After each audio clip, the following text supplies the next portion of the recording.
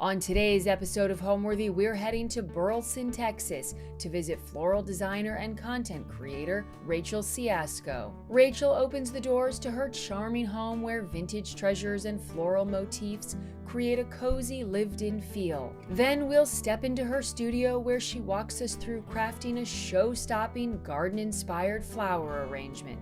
Enjoy! You're watching Homeworthy, where we believe every home has a story. Hi, Homeworthy. My name is Rachel Ciastko from Burleson, Texas, and welcome to my homes, and come on in.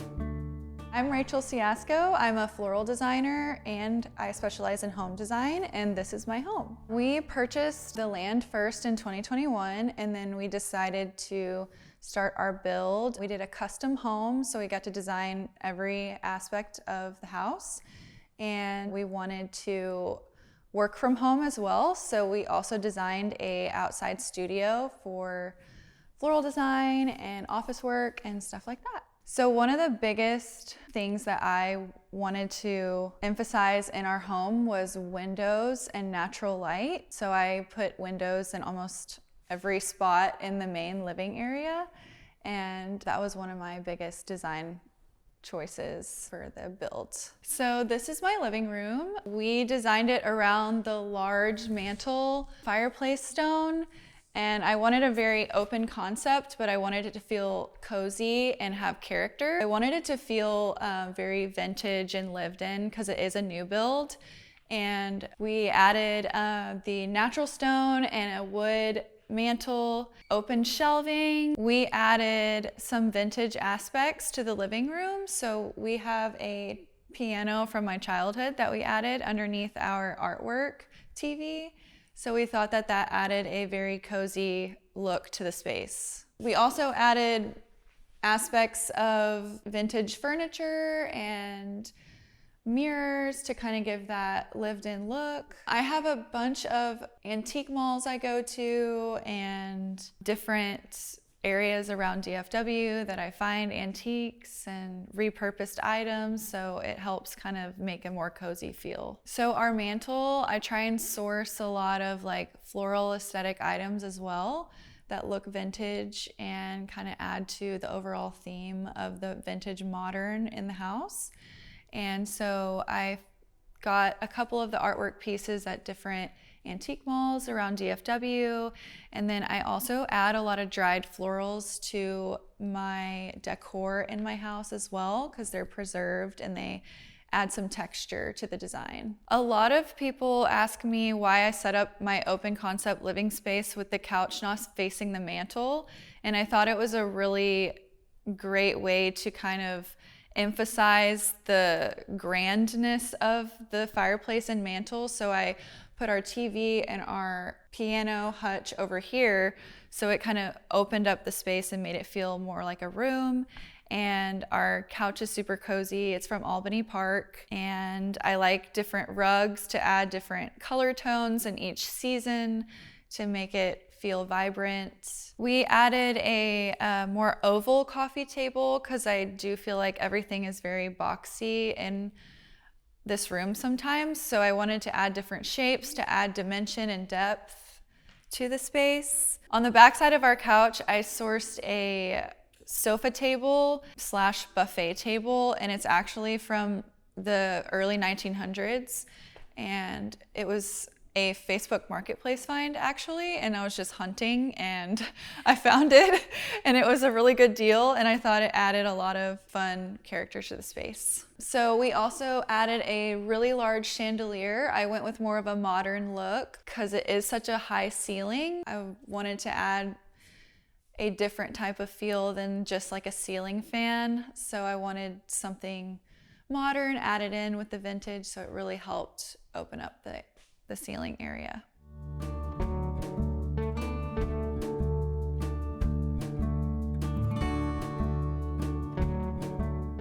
Welcome to my kitchen. With an open concept kitchen, I really wanted to focus on hosting family and friends, and it is really accommodating for more kids and super easy to get around. So whenever I was designing this kitchen, I love cabinets, but I also don't like it when it's all cabinets. So I wanted to kind of diversify it and do a lot of open shelving. So instead of cabinets on this kitchen window wall, I added a lot of open shelves so you can see the items that we use, and I could also decorate it and make it feel a little more cozy and less modern. I added warm wood tones instead of like an all white kitchen, so it felt more lived in and cozy. Just that's kind of like the overall theme around here is cozy. One of my favorite areas of the kitchen is probably going to be the stove area. I decided instead of doing a traditional backsplash to do a all stone backsplash on the back side of it and add a vintage pot filler. It was more of like a modern feel into a vintage look as well. So the stone is a natural quartzite stone. So instead of doing a regular tile on the backsplash, we did get it custom cut to this space. This is another spot where I sourced different artwork from a vintage shop, and this one is kind of like a pencil sketch of some florals, which is also the theme around here, florals. And this is just a vase, like a wall vase. So you can put fresh flowers and you can put it on the wall just to enjoy. I use this a lot when I cut flowers from my garden. One of our most frequented spots in the kitchen is our coffee bar. It was going to be a butler's pantry, but we decided to make it its own little coffee nook. And we also added a wine cooler at the bottom. And we love this space. We use it all the time, all day. We added the open shelving like I did over by the kitchen window, and we added these brass railings to kind of add to that vintage look once again. I thought that was a really cool, unique thing that we added to the shelves. We also went with a different color cabinet in here, as opposed to the stained wood out in the main area, just to kind of give it a different feel, like its own little room and space. We love how it turned out. We also sourced some brass vintage hardware, and we love the brand Smeg coffee makers. They're the best, so it's a really fun space. Very big coffee fan. I think I drink it like 3 times a day. I don't know. I always add cinnamon in my coffee. It's kind of like a thing around here. It's just like always add cinnamon for some reason. So I'm kind of known for that online. They're like, well, add cinnamon to your coffee. But we love coffee. So one of my favorite spots in the kitchen is also the kitchen island. So we added a lot of drawers on the back side. I am more of a fan of drawers than cabinets. I think it holds more and they're deeper, so we could get to all of our items. We also added the natural stone quartzite to the island as well. And it's kind of like a focal point in our kitchen. So I always have fresh flowers in the middle. So I design those every week so it can be fresh and fun with the seasons. It's definitely one of my favorite areas in the kitchen. Next we have our china cabinet hutch. It's just kind of where I put different pieces and different collectibles that I find, like glassware and different dishes that I have sourced from antique shops. And it's just a nice little kind of show area for our stuff. So I do love our island pendants. These ones were definitely different. You don't see a lot of pendants with shades on them, but I thought it added a really different feel in the kitchen. Since the kitchen is a vaulted kitchen, it was a lot harder to find something that would hang low enough, but I think this kind of helped fill in that area in the ceiling to where it felt like its own space in the open concept feel. Most kitchens have the drop ceilings, and I didn't want to drop the ceiling down. I wanted to keep it all open like a big cathedral room. And for the vent hood, I went with a natural plaster, and I decided to bump out the drywall and go all the way to the ceiling within the vault so I could add really pretty artwork to the top. I change out the artwork all the time, and it depends on like the season as well. So this one is very kind of like summery with fruit and florals, and it's one of my favorite spots to add artwork. So for our sink area, I added kind of a brass vintage faucet, and it has a really pretty detailed white lever. And so I thought that was really fun. It added a really pretty detail.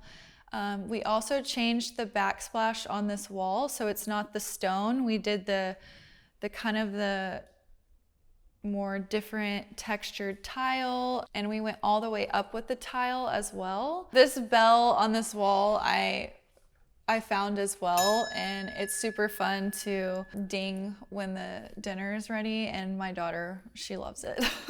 So on my open shelves on this wall, I usually add stuff that we do use. So I'll still add our plates and our cups, but I'll add different decor too to kind of mix through it so it looks a little more styled. And it's definitely one of my favorite things to design in the house, and I change it like probably every 3 months or so. And this is our walk-in pantry. We added a glass panel door, and we painted it black just for like a really fun, different look. And we did paint the inside of the pantry a dark blue. And we once again added those vintage aspects, baskets for organization, and it just makes it feel like another space that you can walk into, and it's kind of done up and not just your regular white pantry with just a bunch of food in it. It just seems like kind of like an experience. And I also added a really pretty rug and a bench, and then a really beautiful vintage painting of some fruit. And I made like a little hanging rail, and we added a light sconce above that just to make the space feel super cozy and more decorated. And this is our open concept dining space. It bridges the kitchen to the living room. So when we have gatherings, it's really nice because nobody feels separated. We all still feel together when we're all in the kitchen, the dining, or the living. And it's definitely really easy for the kids because then I can see them, and it's not like a totally different space when we're cooking. And it's a really light and airy open feel. We went with a 9-foot table, and we got it custom made because I wanted to be able to have everybody at the table at once in my family, because I do have a really big family on my side. I have a lot of siblings, and so when we have dinner, I wanted everyone to be able to be at the same table. And so it is a custom size, and we also got a custom bench made with it. And I liked adding different chairs to the table because it makes it feel a little more unique and not so uniform.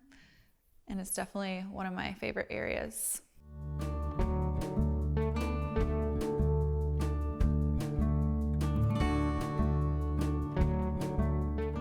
And this is our master bedroom.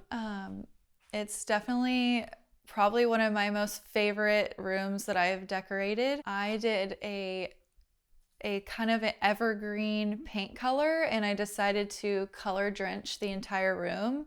So that means you paint basically every bit of it, including the ceilings and the trim. And I added this really pretty gallery wall to my left with the large gold mirror.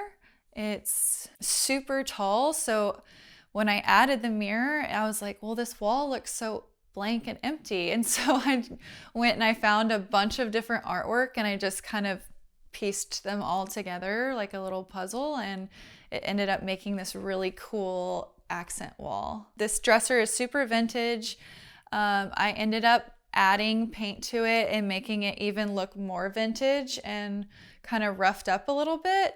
and I just love the way it turned out. And where our bed is placed in the room, there is an accent wall on the back side of it. It's painted the same color, but we added different trim pieces to make it look like board and batten. We also sourced a rattan darker brown finish headboard to give it that contrast with the paint. And the overall theme of this room is kind of like a garden-y feel, along with those vintage sourced items as well. This dresser is also a favorite. It's actually from Anthropologie. I love the stain color, and it just kind of adds a lot more warmth and depth into the space. And I love it right by the window. The sun hits it and it glistens. I also really love this art piece. It's a hand embroidered art, and I thought it was absolutely beautiful to add to the space with the different colors and features next to the mirror. All of these items on this dresser have been kind of like collected. And so including the jewelry box and the trays, and it's just, I love all the details about it. And this is our primary bathroom. This was probably one of my favorite rooms in the entire house to design. It really focuses on the large soaker tub and the vintage faucet and shower. The most unique part of this bathroom is the 8-foot glass wall that we added to the backside of the tub that looks straight into the shower. And we added a really pretty mosaic tile behind it to kind of give a more unique feel within the space. We also added more of a muted pink wall color, and it really helped kind of warm up the bathroom. It was all white at first with the wood cabinets, but once we added the pink, it just kind of made it feel so much more cozy and warm. The vanities, we did a separate vanity on each side of the doorway. We did the vintage faucets. We also did a hardwood and warm color stain. Both of the vanities, I kept the vintage modern look going, and so I sourced the mirrors from a modern website online called Joss and Main, and I wanted a really grand, tall look because the ceilings are so tall. And so I thought the mirrors on both sides of the vanity really helped achieve that. So the tile in the bathroom, we did a herringbone tile.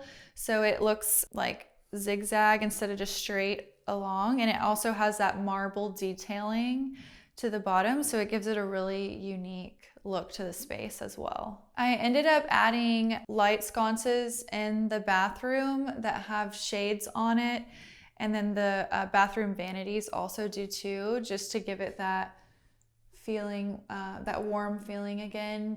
It's not just like a sterile bathroom that you're walking into. I also added something that a lot of people don't have in their bathrooms. I made a little seating area over by my side of the vanity. I also have a window right there, and the sun comes in from the garden, and so it's just a really nice little corner nook of just a little seating. So if you're like putting on your shoes or whatever, it's just a really fun like little space to have behind all the bathroom stuff. So our closet is right off of the back side of the primary bathroom. My vision when it came to my bedroom suite was easy access to the closet through the bathroom, but also our closet is connected to our laundry room with a pocket door. So that was also a big deal because my washer and dryers are right next to my closet.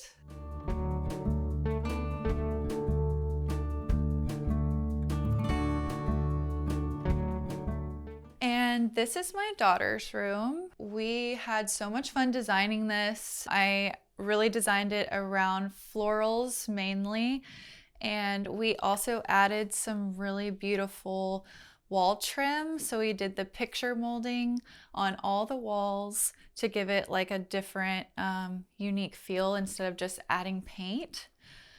We added a really dark mauve pink to really emphasize like roses because her name is Rosie. And a lot of different textures with the bedding and quilts, and we added a vintage dresser and different floral patterned curtains. And it was a super fun space to design for her. I did find a lot of rattan wicker furniture to add to the different texture of the space. It really helped bring the warmth in with the pink as well. I added a couple wall candle sconces on each side of the picture molding with some vintage artwork in the middle. She loves bunnies, and so I was trying to source a more whimsical theme with bunnies and flowers, and just make it more of a like enchanted room.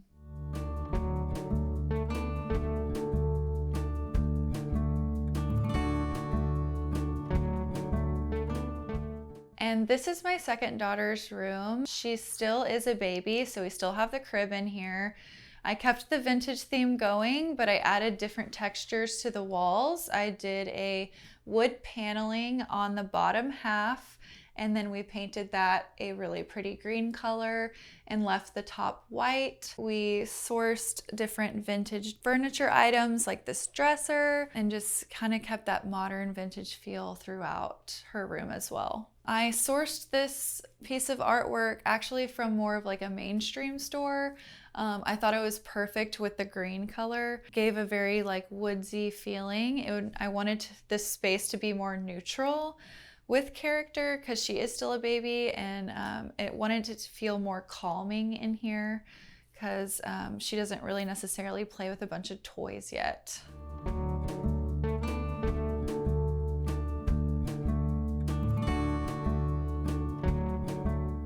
And now we are at our back patio. We are huge outdoor people, so I wanted to bring our living area from inside and then just transfer it to outside. And so we kept a mirroring fireplace that you can see behind me.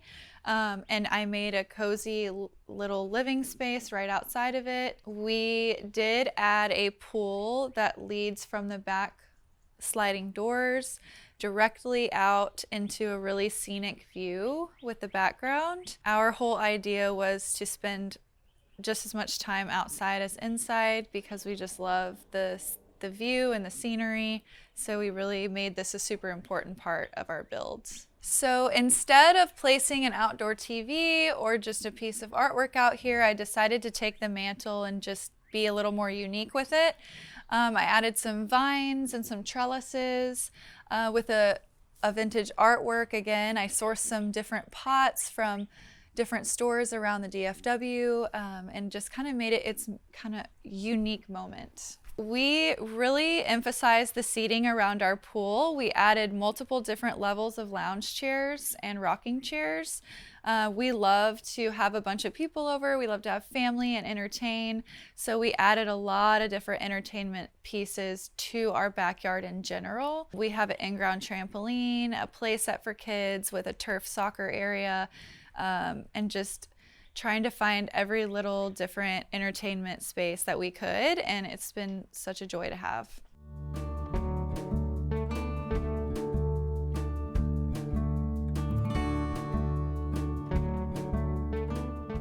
Welcome to my floral studio.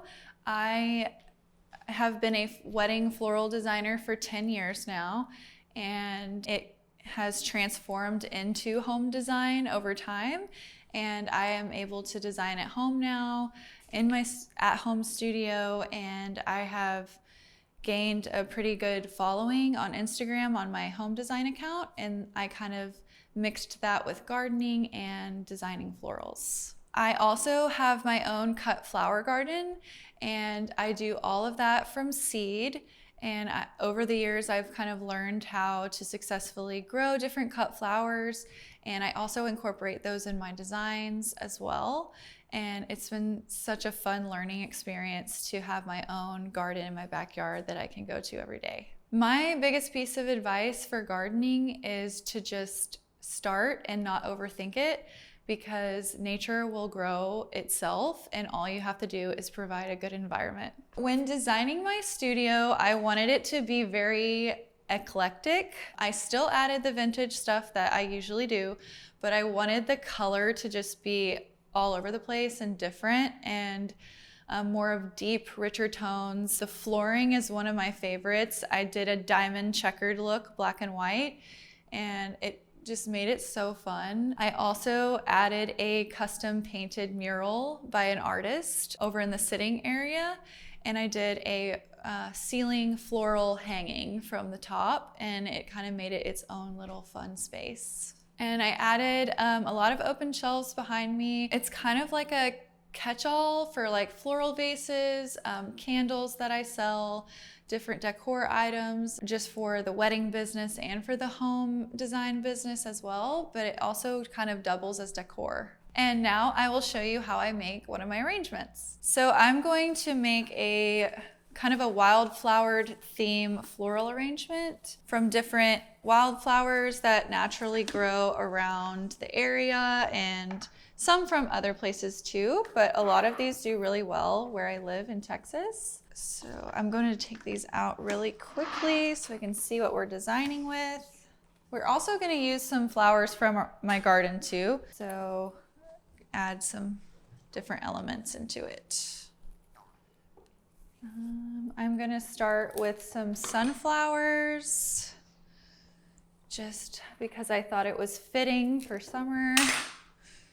They love heat, so they do very well here. When you're designing a floral arrangement, you want to do the bigger blooms first to establish your shape. And so I'm gonna go in with some roses next. And these are called golden mustard roses.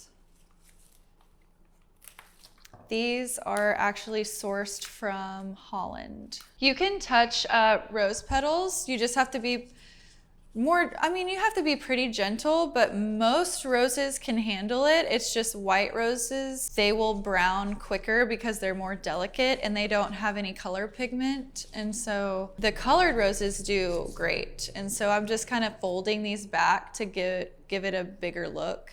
And it kind of looks more artistic this way. So a lot of florists are doing that now, and it's kind of cool. All right. So some hellebores. My favorite flower to work with, I think, would be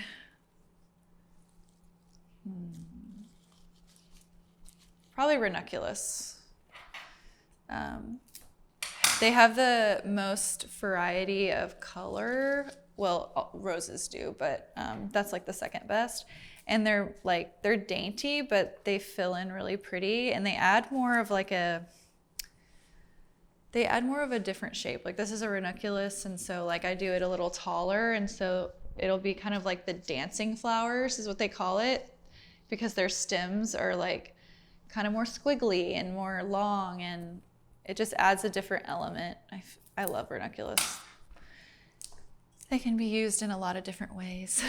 I would definitely classify myself as more of a garden and organic floral designer. Like my stuff doesn't have a shape necessarily.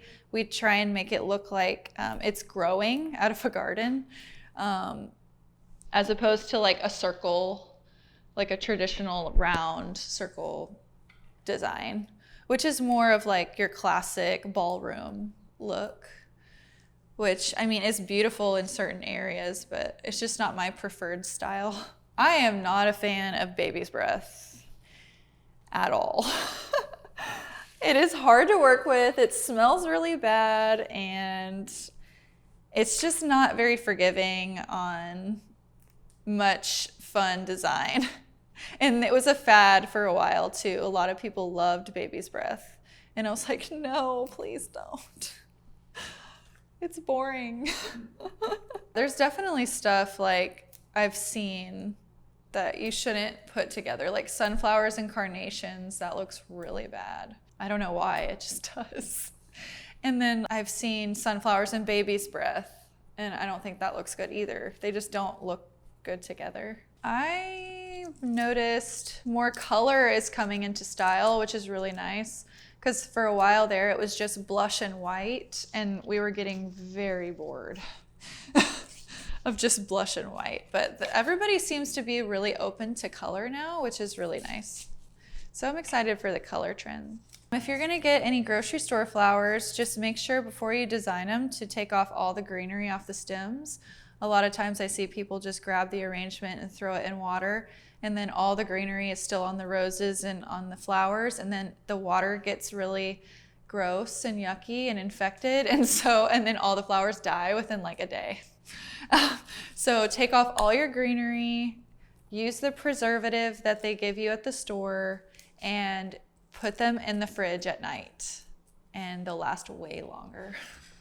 We're just making a little flower arrangement, or wildflower arrangement.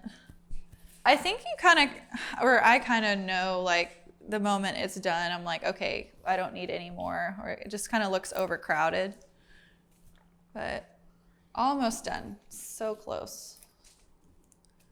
I have like a chicken wire base, and then you can use floral foam, which I use a lot for weddings, and it soaks in the water more. And I like to use that more for weddings though, because it's pretty expensive to just have on deck all the time.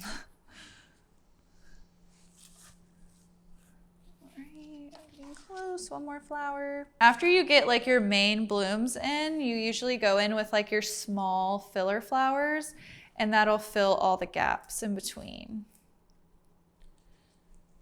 And then we'll be done.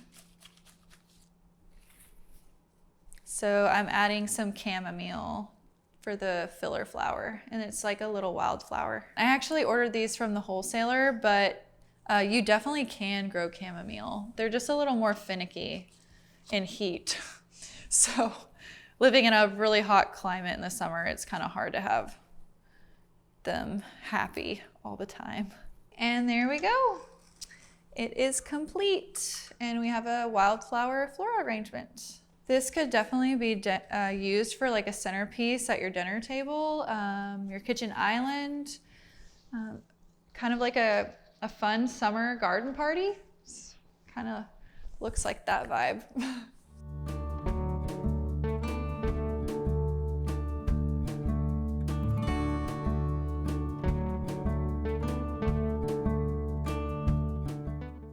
All right, Homeworthy, thanks for coming, and it was fun showing you around, but I gotta go now. Thanks for watching. Be sure to go to homeworthy.com for exclusive content, shopping guides, and so much more.